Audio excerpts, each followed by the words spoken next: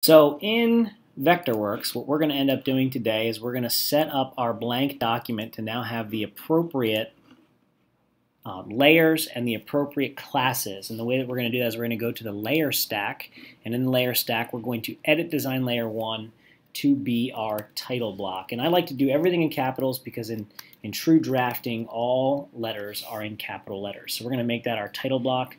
We're going to create two more. The second one is going to be called the orthographic layer, and the last one is going to be called the isometric layer.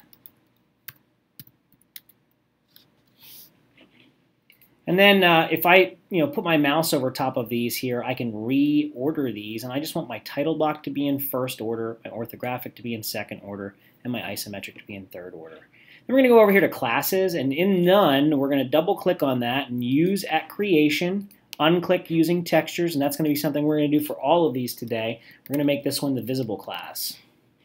And in the visible class, in the pen style is what we're trying to pay specific attention to. We're going to make that a line thickness of 1 and a solid line, and click OK.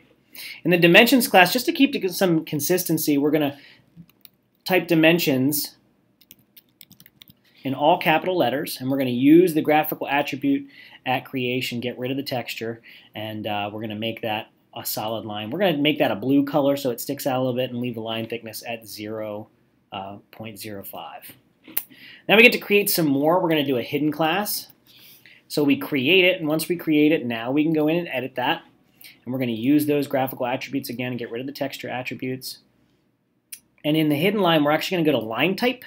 We're going to leave it black, and we're going to try to find ISO-02 dashed line, and we're going to make that a line thickness of 7. If this is not your default, you can just search through these and find the right line type. But we're looking for ISO-02 dashed. And we're going to click OK on that. We're going to get another one in here, which is going to be our center class.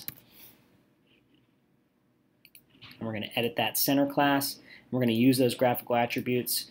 In the center class, we're going to leave it black. We're going to make it to a line type. And on this one, we're actually going to select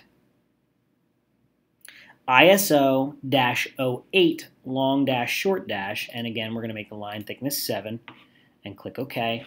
And the last one we're going to create here is going to be our guide class. And in our guide class, this is going to be all of our guidelines. We're going to edit that to have a graphical attribute of this lime green, line thickness of 0.05. We're going to use those graphical attributes at creation, get rid of the textures, and click OK.